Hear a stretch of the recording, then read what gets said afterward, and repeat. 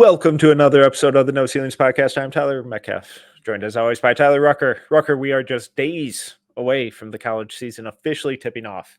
No more open practices, no more scrimmage videos, no more unfounded hype in games that don't matter. We're so close. How are we hanging in there? It's about damn time. I'm hanging in there. I'm very eager for college basketball to start. Yes, I know you can say the draft season's already underway because of international, but I feel like when Never we get ends, the dude. full, it never ends also. But when we get the full college basketballs back, it seems like it's just like, okay, all engines are go. I'm pumped. I need it. Need it back into life. Get some balance. How are you doing? Hanging in there. Just watched Yeah. the Timberwolves, commit 20 turnovers and miss 9 free throws. Always fun. Also, my soccer team. I know this is really going to hit home for you. Yeah. I know you care so much, but Manchester United just fired their coach, and always tough. But just results weren't there. Same old problems, game after game after game. So new hire looks interesting. A lot of hype around him. So you know what? On to the next one. I need a NBA comp for the coach that got fired. I'm too invested in my sports team, so I can't. I've always joked that would be fun down the road for No Ceilings. Maybe I'll make fun and have a fun off season. Doc Rivers. Wow. Okay. Who's the replacement? Hot new guy. Young guy. Charles Lee. Boom. Okay. There we go. There we go. We figured it out. See, if someone just breaks down everything for me in NBA terms, it'd be very easy for me to pick a club, right? It's not a team, it's a club. Correct. It's bigger than just a team. It's a club. Bigger than just a team. It's a history, club. There's tradition. It's also not soccer. It's football. Not on this side of the pond. Well, it's not quite basketball season quite yet for college. Still a couple days away. Well, I'm sure we'll hop in next week. We'll hop in and break down opening week of play, but it is spooky season. It is Halloween week. So we're going to just have a little bit of fun here. This is kind of an episode that we've been doing the last couple of years, and we're just going to build a Frankenstein prospect out of guys potentially in the 2025 NBA draft. So what we have here is just a series of categories. We're going to go back and forth, each kind of pick one very specific trait from a prospect. Once that prospect is taken in anything, everything else for them is off the board. So if I took Elliot Cadeau's body, then, no more shooting or playmaking or defense with him. Pretty self-explanatory. We'll kind of dive through it as we go. The categories are going to be body, athleticism, playmaking, on-ball defense, off-ball defense, shooting, off-ball scoring, and on-ball scoring. Easy enough? Easy enough. Is there further explanation needed on any of those? No. All right. It's unbelievable because before we hit record, I was like, this is the most uncertain about like all these categories that I've ever been, because I just feel it's so wide open. There's not like, you might be sitting at home being like, yes, it's very obvious. So some categories, yes, I agree, but there's a lot of different routes you can go here. I forgot that we did the hey, you pick one, you're donezo, which is the right way to do it. So yeah, it's gonna get spooky. It's gonna get a little weird. It's gonna be difficult. If you're doing this kind of on the fly, it's a little difficult sometimes. So I've got some tricks up my sleeve, trick or treat. So yeah, I'm excited for this one. Back by popular demand. Everyone loves the Frankenstein episode. Everybody knows. So. Everyone loves it. It's a big one. So, and speaking of Frankenstein, Halloween classic, horror movie classic. What's your go-to horror movie? Are you a horror movie person or no? Yeah. It depends on see. Sometimes I'm just like, hey, I need my bell ring a little bit. So Shining's always just a classic. Nightmare on Elm Street. Oh, Jason. Yep. Watched Halloween the other night. Some of the bad Halloweens are so good. Yeah. I just like the Rob Zombie one. It's just bad but awesome. So depends. I don't know. And then I get then I get weird and get Nightmare Before Christmas. So I get a little bit of both. But what about you? No, I'm a complete coward. Can't handle him. Oh, great. Big old scaredy cat. I force myself to watch some of them, after a while, especially if I get a sunny day and, it's like middle of the day. I'm Lights are all on. exactly sun is shining, beautiful day. I should be outside. Those are typically the days that I'll force myself to just rip the Band-Aid off. That's how I watched it. Clowns, horrifying. Yeah, it's a good one. I My life forever. spent the off season just watching all the Alien movies in the dark, so that tells you where my mind was at No, when there was no basketball. no, So thank you. yeah, But over the weekend, did watch Trap. Didn't do anything for me. It's disappointing. And Don't Move on Netflix. Wouldn't recommend. I So would recommend. Metcalf likes scary movies. Don't waste Okay, your time. got it. All right, enough of that. I'll let you take the first pick here. So, what is the first piece of your Frankenstein prospect that you will be taking? I'm gonna go body. Oh, right off And the bat. I'm gonna take. Oh man, see, this is actually now I sit there and I'm like, wait, this might be. I'm gonna take Ace Bailey. Okay. Oh, really? With the body? Okay. Yeah, I know. Interesting. the See, I length- was thinking about him with like on ball scoring. Yeah, but I'm just gonna get the stretched out fluid giant. See, we joked about this before because Metcalf said in the previous episode, I think someone had Victor Wembanyama's body with Cam Whitmore's athleticism, and we were like, yeah, that'd be a pretty tough player to deal with.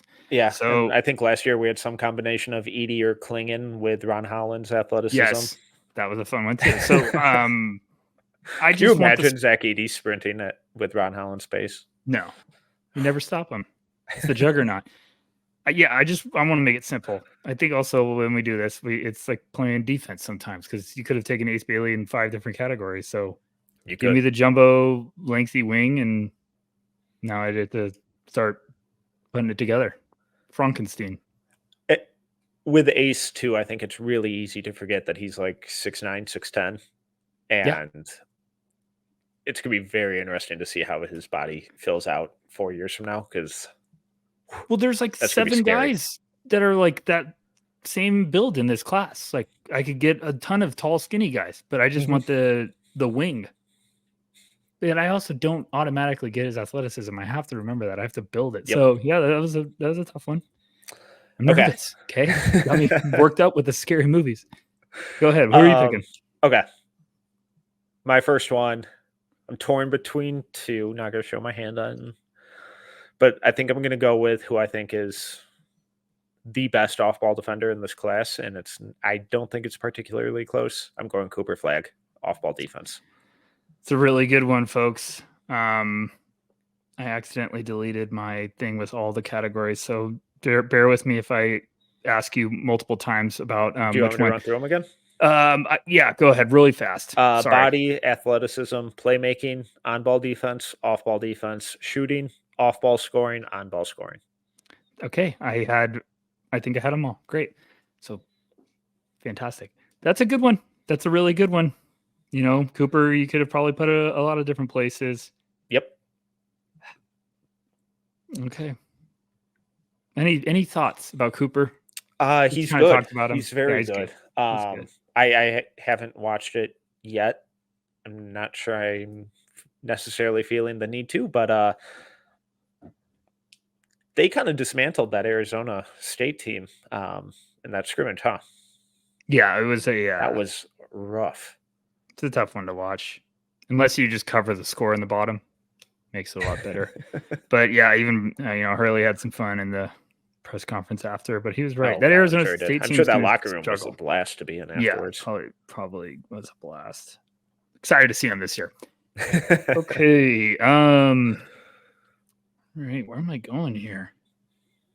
I'm not gonna lie, the athleticism one's a little tough. Really? Well, I don't have the gosh. Okay, yeah, I'll do it. I'm gonna go but I want him for a different category. This is tough, Metcalf. See, this is tough. I'm gonna go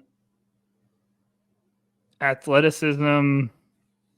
VJ Edgecombe. Yeah, that was he was my other like obvious like 1-1, but I figured that if I didn't take Cooper, you probably would have jumped all over that in some form or fashion.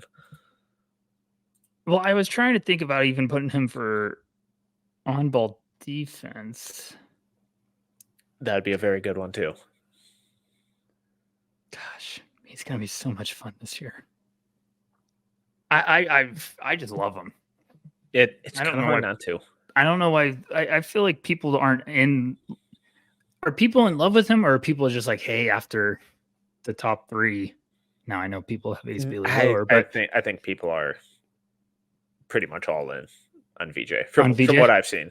The only kind of hesitations I've seen with him, which I share as well and have voiced on here previously in previous episodes, is the size and just kind of what he's a little smaller than you'd like and doesn't quite have like the true point guard skills to play the 1, but he's not quite big enough to be an NBA 2 full time. So he's just kind of in that tweener zone.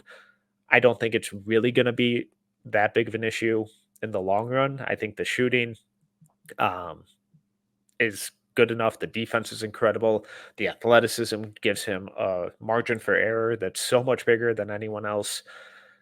And the playmaking is taking steps in the right direction. So if he can improve that left hand, just kind of improve his dribble moves a little bit, continue improving as a passer, I think there's a very clear route for him to kind of take. But that's my only hesitation on. It's like, man, I wish you were like 2 inches taller. Yeah, I feel like there's some Alex Caruso vibes with crazy bounce, but I also, Caruso's around 6'5", so I'm going to be annoyed if VJ's 6'3". Which I just think was kind of the vibe I got. Yeah, in person for sure. And I just also just think he's just a weapon. So I think you're going to have to just figure it out and get one of those guys where you're just like, we'll find a way. We'll play him. Like, is he Casey Wallace? Ooh, that's a good one. No, I'm not talking about just level. I'm not sure he's that strong yet because freaky but I strong. think his body. But like usage wise, I think that's a really kind of smart way to implement him, where you just have him doing all the weird dirty work shit out there early on, and then be like, all right, now you're catching up to the speed of the game and you're starting to figure his stuff out. Now we're going to steadily build on your responsibilities and your workload and usage and all that kind of stuff throughout the year. And we say this every year, but Baylor's going to be a great spot for him to kind of be thrown into the fire and play off ball, play on ball, create for others, create for himself. It'll be a really, really good learning opportunity for him. So yeah, and I have VJ at 4 and feel very, very comfortable with it. Same. Okay. We'll move on to my next pick right after a quick ad break.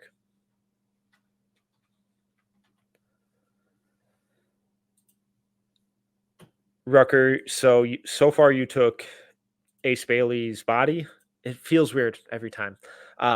VJ Edge comes athleticism. I currently have Cooper Flagg's off-ball defense. All right.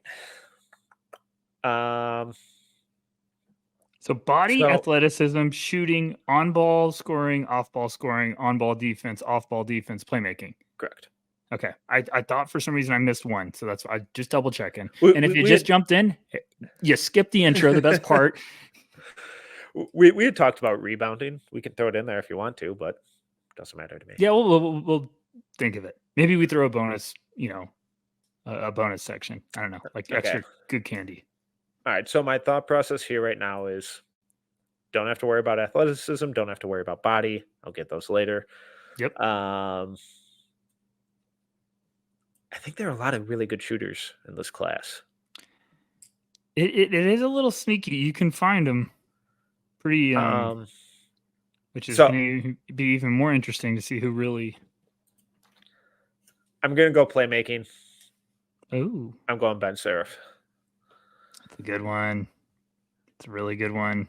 Every game, there are like 4 or 5 examples of him just no looking and finding cutters while looking off to the opposite corner and moving defenders with his eyes, jump passes, flashy stuff, reliable stuff, change of pace, manipulating defenders in all 3 levels. The beginning to his season has been really outstanding. I know there's some inconsistencies with the scoring stuff and the shooting stuff. I think it's all fine long term. Their last game, he had a handful of dunks in the half court, which is really encouraging to see. But the way that he reads the floor and processes and creates for others, it wouldn't shock me if he ends up being the best playmaker in this class by a good margin. Yeah. It's a fun class. I just Very fun. I keep looking at all these names, and it's just a very fun class. Seraph just seems like an unbelievable roller coaster of how much he's going up right now. Because I feel like you see him at any place on a board right now, and I'm like, I get it, completely understand. Like it's not, it's very hard to not be overly impressed by just what he's done since the summer. So he's cooking. Can he keep it up? That'll be the $1 million question.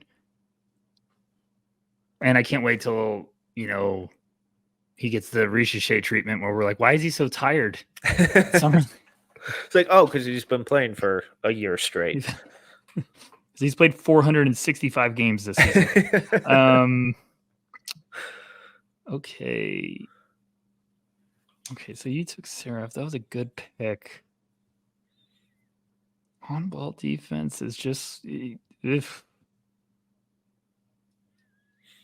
I'm gonna gosh, man. This gets I'll go with the problem is like I want to take some scorers for like 2 different categories, so I'm really just struggling here. I'm gonna go with Khan for off-ball scoring. I like that a lot. Yeah. That I think that's where I would have had him too, is either that or shooting. But man, the way that he relocates on the perimeter, cuts, just his all around off ball movement, and he's so much more than just a shooter. Where even when he gets run off the line, then he's stepping into mid range stuff, attacking the rim. I definitely think off ball scoring was the best spot to put him. What do you think of like a name for him? Because he's a little weird, Metcalf, of where he's like good feet. He's not fast, but it's what I said in that previous episode. Like you can be not elite speed, but if you're very quick, you're a dangerous person with footwork. But he's also like bigger body than most guys you would see with this similar skill set. Like he's going to probably be around 6'7", and he's also just knows how to use that frame, that bulk. I hate to do the white guy for white guy. Yeah, we have to. Like Corey Kispert, it's hard not to go to that. Like a bulkier. Corey Kispert's bulky.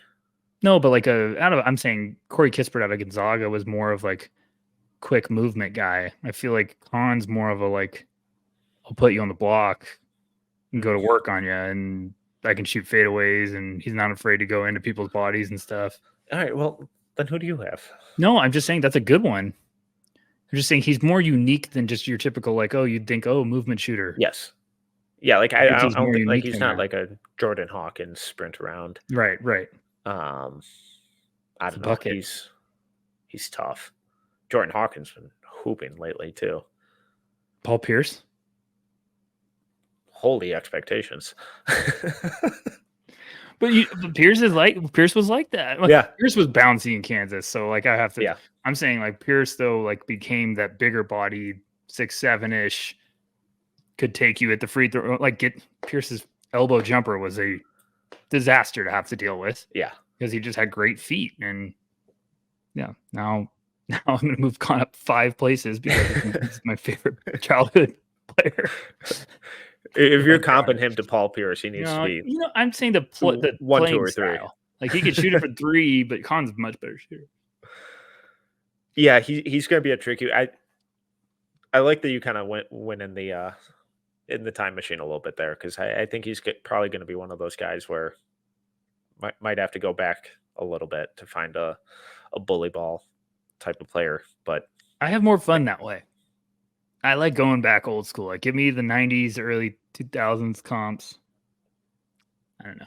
Because all year, all of his comps are going to be Sam Hauser, Corey Kispert, JJ Redick,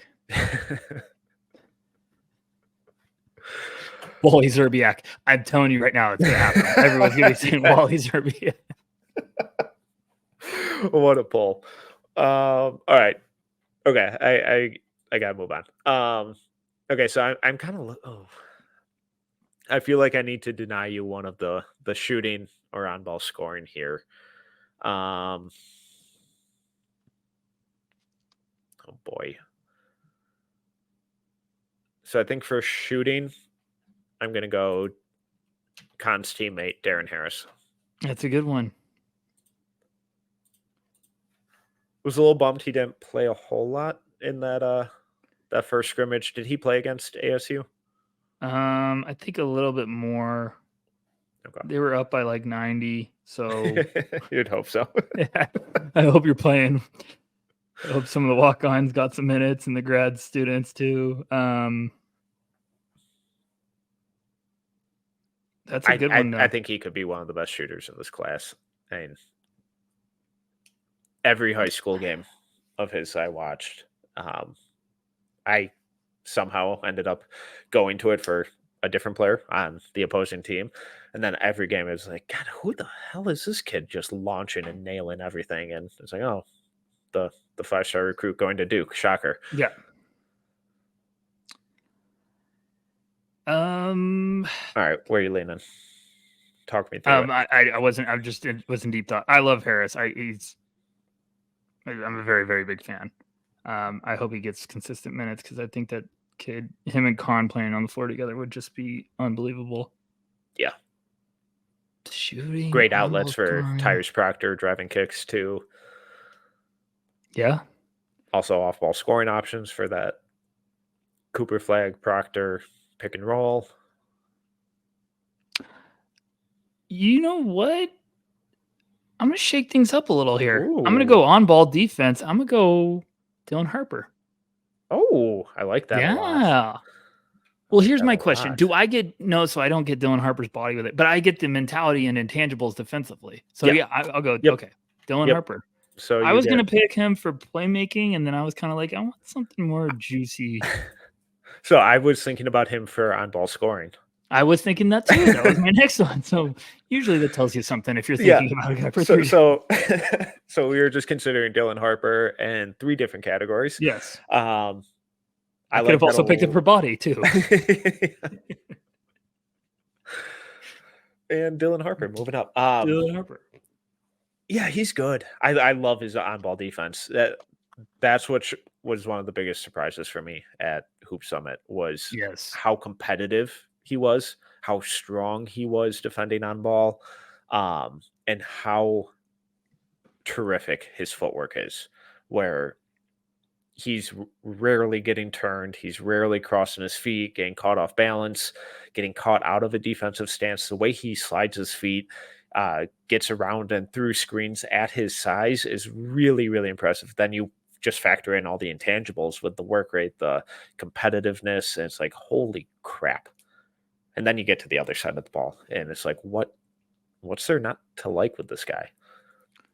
Well, his dad was like an unbelievable all-time defender. Might not be in this, the stat book or the records, but Michael Jordan used to say, like, the end of that Cavs game where Jordan hit that infamous shot, he's like, Ron Harper shouldn't have been guarding me.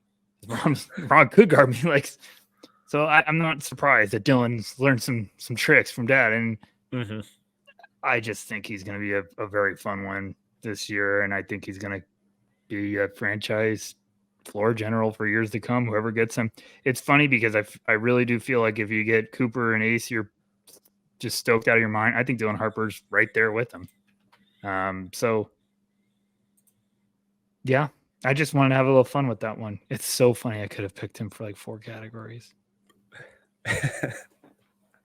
It's also like if you were so if you took Dylan away from on-ball defense, body, and playmaking, what would be the next one you think like, oh, that's his next asset? On-ball scoring? Yeah. Yeah. Because just like some of the mid-range stuff, the bully ball ability to get to the rim, finish with either hand, the turnaround stuff from the elbow, pulling up out of the pick and roll. It's not, I wouldn't say it's like his go-to skill, the on-ball scoring, but I don't think it's anywhere close to a weakness. That'd be fun. What would be the last category you'd pick for Harper? Shooting? Ooh, either shooting or off-ball defense, maybe. It's too early to critique Off-ball for me. I Yeah. need to wait. And the problem is that all high school players, or 99.9% of high school players, suck as off-ball defenders. Yeah. So it's like when guys get back cut in those games, I don't really care. Yeah, I don't either. Unless you're Casey Wallace chasing, or you're hunting chase down blocks, so you somehow become a good off-ball defender. Yeah. God, he was a psycho. He was in the best way. Okay, I'm going deep cut here. On-ball scoring. You're proud of this before you even say it out loud. You're smiling. For everyone not watching. One of the darlings of March last year, from a mid-major from Grand Canyon, Tyon Grant Foster, on-ball scoring. That is a good one. I didn't know. I thought you were going like 10 different directions with that. Still one of the best stories in college basketball. Mm-hmm. Gosh. Okay, on-ball scoring. Wow. Yeah, I like Tyon. He's doing the Dylan Jones. He's doubling down. He's old. You're old. Yeah. I love the upperclassman, but he's up there. He's 24. He's old. He's old. But Tyon Grant Foster with Darren Harris's shooting, sign me up. Oh gosh, yeah, you're electric. Do you think what's the realistic route for him to get drafted? Being more efficient, I think, because for everyone that's not familiar, he had a medical.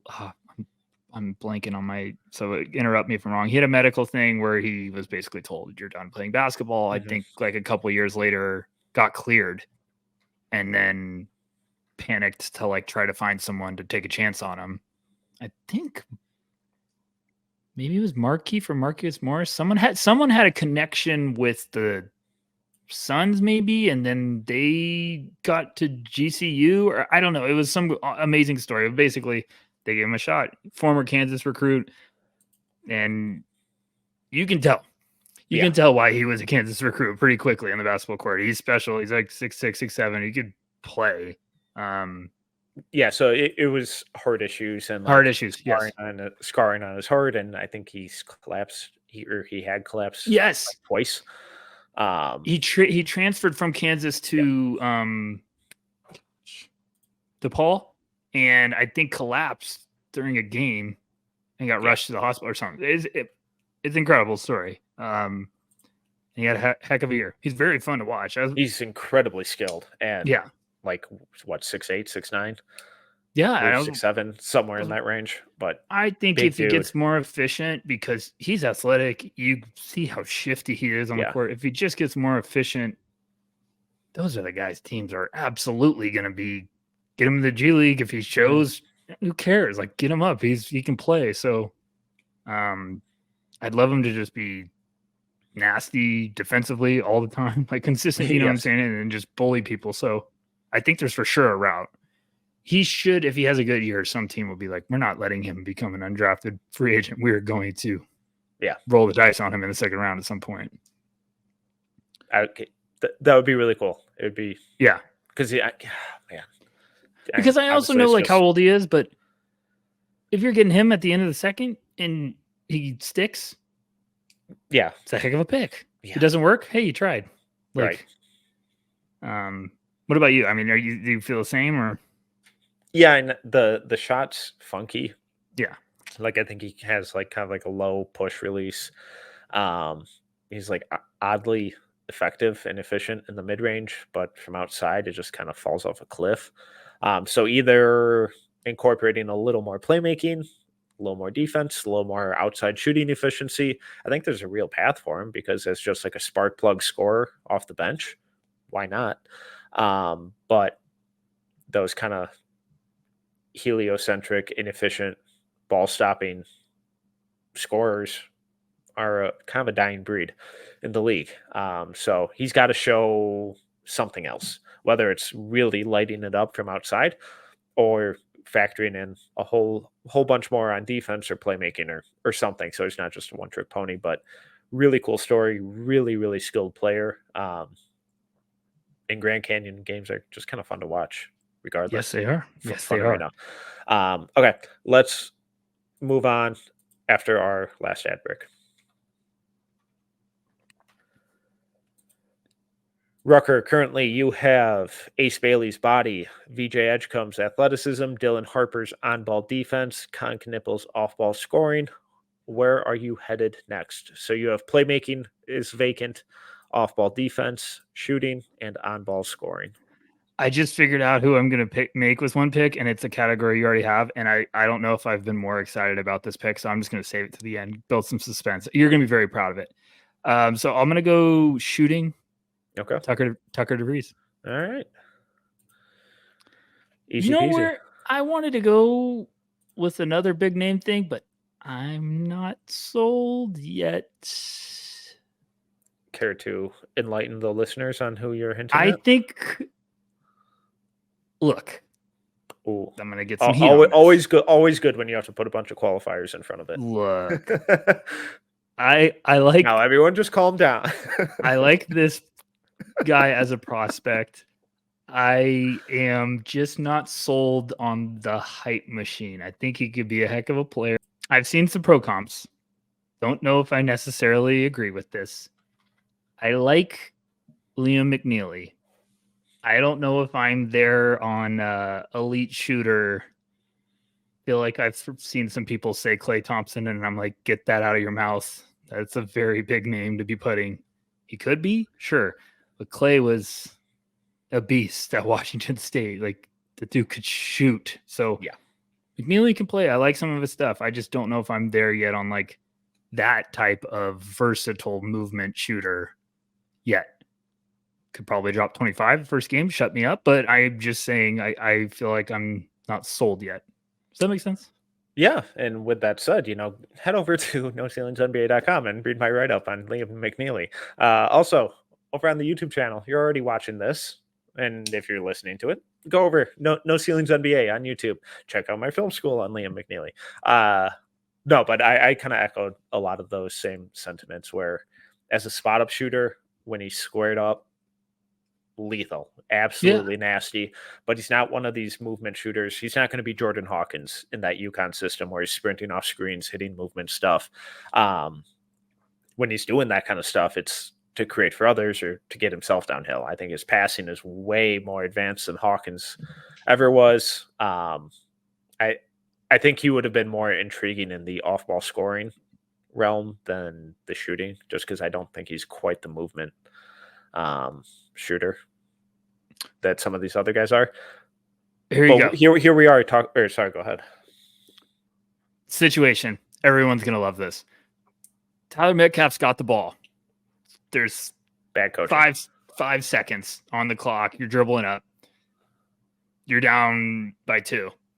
You got Con and you got Liam McNeely on the wings, wide open. Who are you throwing it to? Taking the shot. What are you talking about? You got to throw it to one of them. Who do you trust more to hit the big shot? It's the national championship. They're both freezing cold. Who do you believe that's going to both are squared up, wide open. Catch and shoot, wide open. Terrible defensive malfunction. Horrible execution all around. Terrible. The guy slipped. It's terrible. They're both wide open. I just sitting there. They're not moving. They're just sitting there. Okay. Yeah.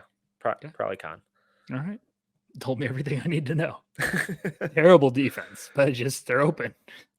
Well, and here we are talking about McNeely, but you picked Tucker DeVries. So why DeVries? I love his shot. I think he is a tough bucket getter where he can just shoot in a different variety of ways. You can smother him. I also like the movement shooter guys that can speed up their shot and still be effective. So I just like Tucker's a bucket. All right, so that closes out shooting. I think a couple other names that I think would have made some sense here. Trey Johnson, Drake Powell, obviously Liam McNeely.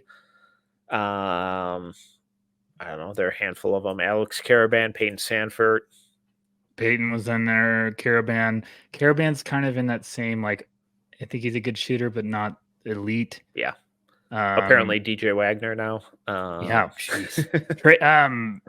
Trey was very much high on my board. I was like, I feel like Trey. Why don't people like Trey? I like Trey a lot. Forgot about Trey. I love him.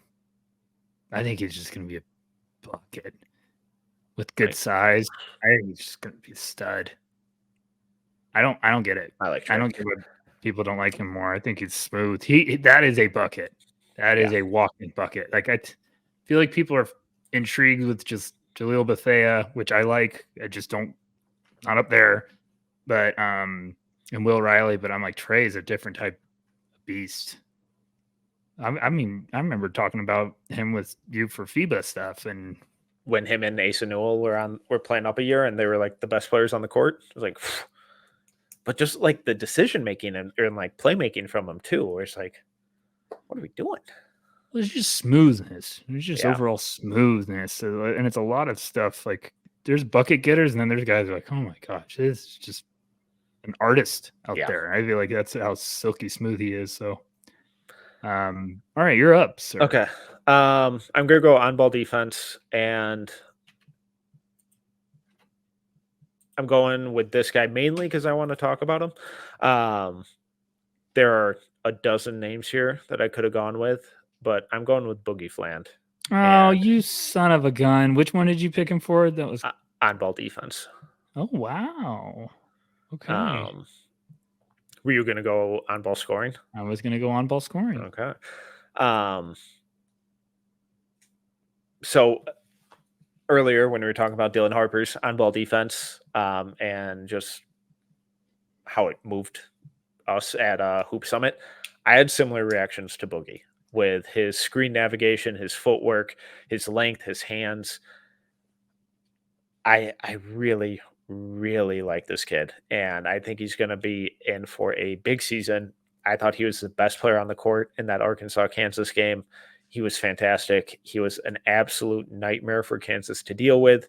That combination of screen navigation, footwork, competitiveness. He's a little slender and a little skinny, but man, that kid is tough, and he doesn't shy away from contact. I am a huge, huge Boogie Fland fan. Yeah, say that 10 times fast. You know what, Metcalf? I had the same thought of like, hey, I'm worried about the frame. Our conference previews at noceilingsinba.com, absolutely free. Oh, I literally pointed out Boogie as I was worried he wasn't going to deliver this year. I thought he was going to be like it's not happening this year. It's not a one and done guy, but next year he's going to be the breakout guy. He's going to have a big off season in the weight room. But I was like, I love him as a prospect. I just don't know if it's one and done. And it was because I was like, he's still thin framed. I don't know if it's going to be like out of the gate. I think in my answer, I said it's either going to be right out of the gate obvious, or it's going to be, I hope we see some development. I watched that scrimmage. I never overreact from an exhibition game, but that one was pretty tough not to overreact because he did a bit of everything. Like the first play down, he did a damn Luka step back, like Dirk fade away off 1 foot. And I was like, what the? Are you kidding me? That's your first shot? And then I know what you're talking about with the defense. He had a couple, I think he had 6 steals against Kansas. Like he had a couple like FU defensive sequences, just bullying people, just wanting it more. And I was like, is he that? Like, he's lengthy though, right? He looks like it. I think he's got a good wingspan. I think he's like 6'4", but lengthy. He's just got to fill out, but he's so damn quick and he's so smart and plays so hard. Like, I would not be so shocked if we're talking about him in top 10 conversations in a couple months. Like, I think he's just got that, like, it factor. And if he's putting up big numbers this year with Cal, I get it. Yeah, I have him top 20 right now, and I promise it's not just because of that one scrimmage. He was one of my favorite guys at Hoop Summit. I like the high school film. The outside shot will be interesting to track, but this pick was for on-ball defense, and that closes out on-ball defense. There are so many guys that we could have gone with. When we look at forwards, guys like Colin Murray-Boyles, Asa Newell, Kwame Evans. Then, you have guards, Drake Powell, KJ Lewis, Garway Dual, DJ Wagner, and there are a lot of really good defenders in this class. Okay. You currently have playmaking off-ball defense and on-ball scoring empty. Where are you going?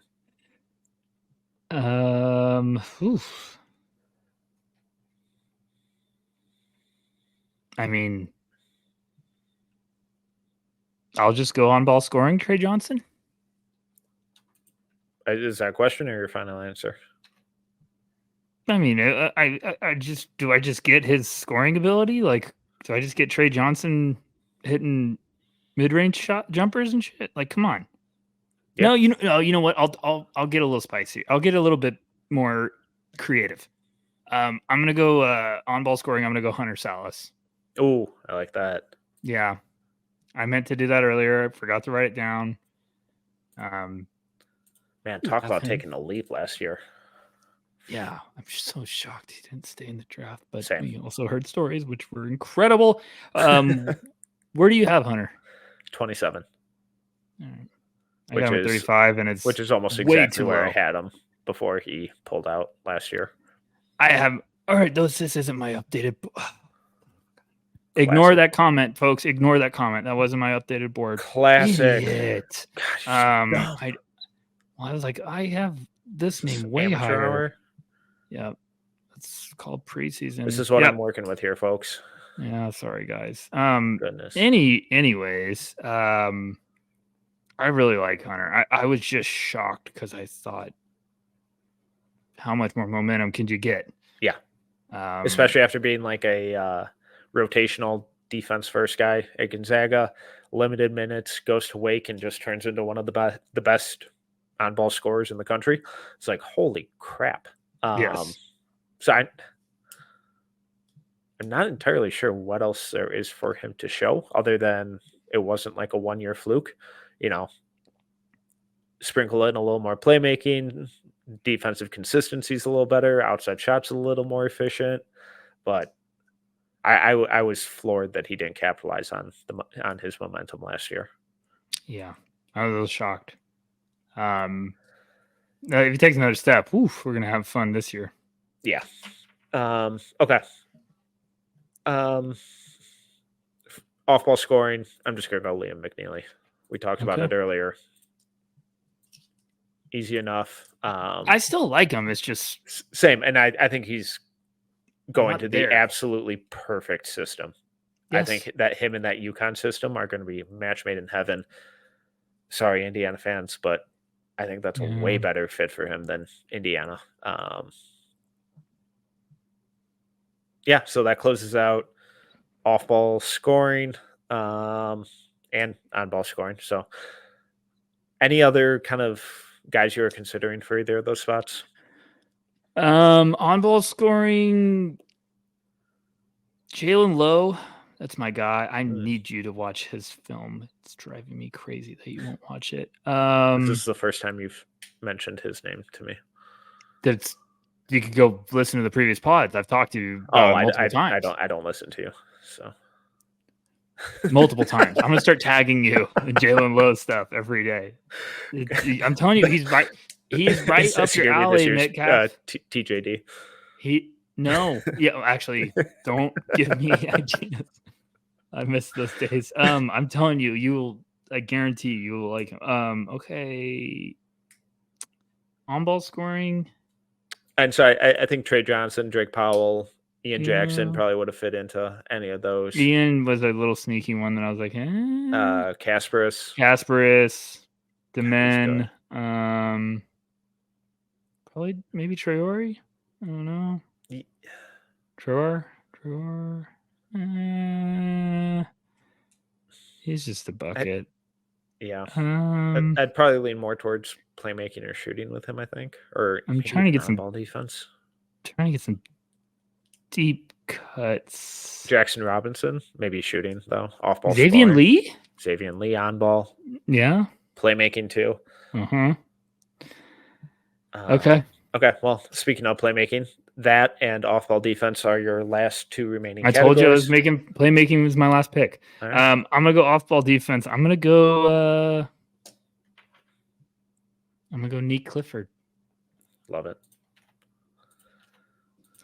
Speaking of being surprised they didn't stay in the draft. You know what? I'm not. I thought about it the other day. Because he was one of my favorite guys, still is.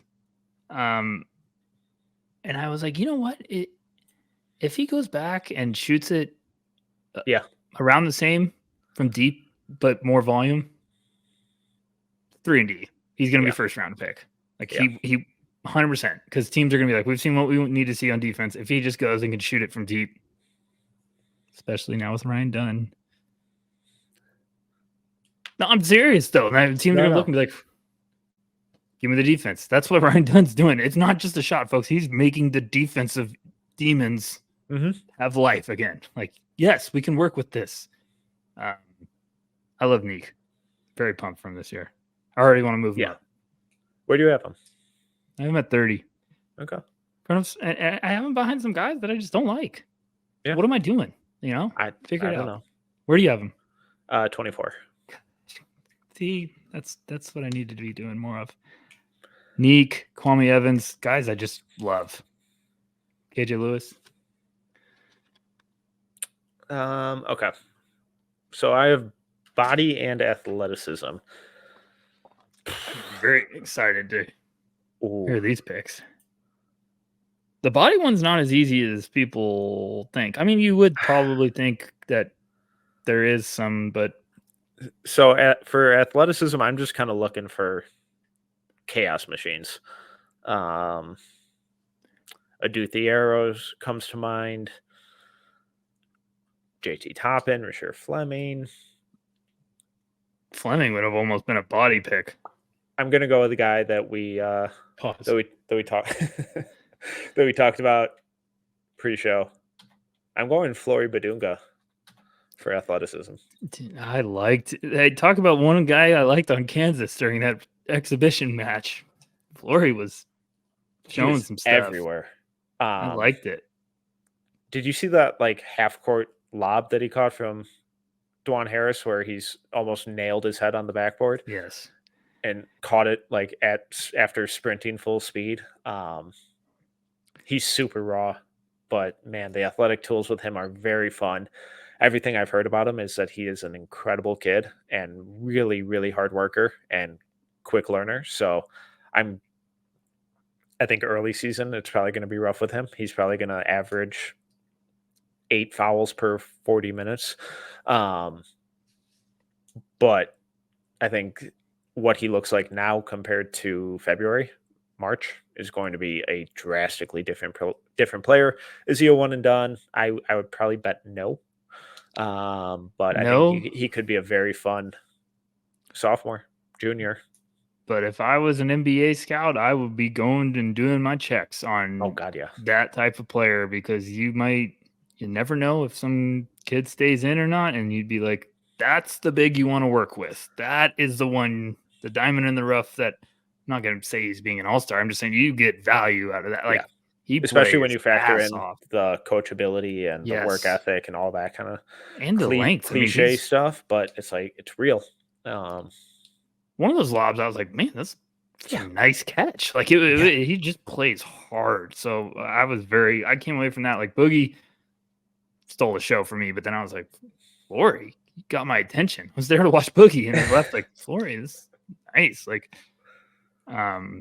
definitely a hey, let me circle back and watch this later. Okay, that was a good pick. I like that one. Okay, so you currently have Ace Bailey's body with VJ Edgecombe's athleticism, Dylan Harper's on-ball defense, Nick Clifford's off-ball defense, Tucker DeVries shooting, Con Knippel's off-ball scoring, and Hunter Salas's on-ball scoring to round out your Frankenstein prospect. Who are you going with for playmaking? For playmaking, I feel like Metcalf's going to be proud of this one. I'm going to take Donovan Dent.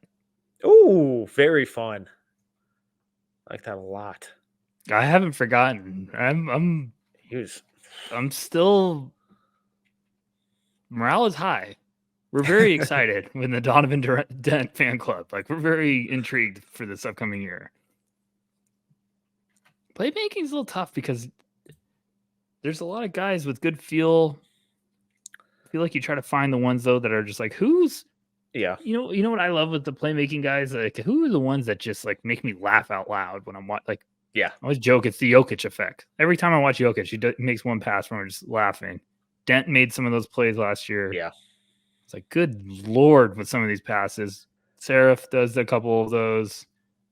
Dylan's going to probably have some too. But I love some of the guys. Just, who was a big one? Oh, who was my guy from Juan Nunez? Oh.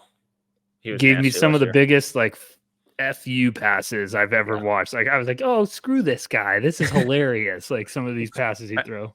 That's how I was with Taron Armstrong for years. Couple other names I think could have fallen into the playmaking category. Xavier Lee, we mentioned earlier. Maybe like Mark Sears, Jackson Shellstad. But I don't think either of them are quite to that same level. It's not great playmaking. Malik Mack, Miles Rice. Very intrigued to see what Rice looks like at Indiana. It really isn't the greatest. Like, let me turn your head. Cadeau. Elliot Cadeau, yeah, could have been in there. But I mean, when you get through, like, there's not like overwhelming, like, oh, playmaking's their heavy strengths, you know. And guys like Cadeau are sensational, but Dent, man, big fan. Nick Clifford, underrated playmaker. Okay, you got one pick left. Okay, yeah, just the body. I'm going Derek Queen. Wanted to do that. I kind of realized it middle of the thing. I was like, I took in Derek Queen earlier. Derek Queen with VJ Edgecombe's athleticism would have been fantastic. Who did you get it with? Derek Queen's body with Flory's athleticism. Oh, gosh. Ben Serap's playmaking. I could have just had Derek Queen's playmaking. My God, that dude can pass. Oh, man, I could have done that too. Son of a gun. That would have been the easiest. How funny is that we were just talking about that, and you could have probably put Queen's playmaking up there with anyone's right now. Yeah. Which is shocking because I think a lot of people don't realize, like, he is a nasty passer. I put a clip up once of Queen, and someone was like, he could pass like this? I was like, oh, buddy, buckle up. Like, turn the phone off and have yourself an evening. Watch some Derek Queen passing. Go pour a nice glass of wine, light the fire, turn the lights some candles, turn the lights, dim them set down, the mood, set the vibes. Yeah, that dude can pass. Gosh. I've heard that he's gotten in significantly better shape since getting to Maryland. I want Montford Derek Queen though for this exercise. So so that concludes our Frankenstein prospects. To wrap it up, I had Derek Queen's body with Flory Badunga's athleticism, Ben Serap's playmaking, Boogie Flan's on-ball defense, Cooper Flagg's off-ball defense, Darren Harris's shooting, Tyon Grant Foster's on-ball scoring, and Liam McNeely's off-ball scoring. Rucker's Frankenstein prospect consisted of Ace Bailey's body with VJ Edgecombe's athleticism, Donovan Dent's playmaking, Dylan Harper's on-ball defense, Nick Clifford's off-ball defense, Tucker DeVries' shooting, Hunter Salas's on-ball scoring, and Con Knippel's off-ball scoring. Couple of freaks we created. Couple of freaks. It's alive. Those were good ones. Those That's ended fun. up way more fun and out there than I thought. The Derek Queen pick was fantastic. That was a really good one. Gosh, I'm pumped for him this year. Yeah. It's going to be a very, very fun year. Kicking off on Monday. Cannot wait. Loaded slate of games all week. And we'll be breaking it all down for you guys, as always. No Ceilings podcast feed, No Ceilings on YouTube, NoCeilingsNBA.com. Go check out our conference previews. We've also been sprinkling in some player profiles as well. Maxwell just had a kind of make or break year and ran through a bunch of prospects where it's like, if not now, is it ever going to happen for these guys?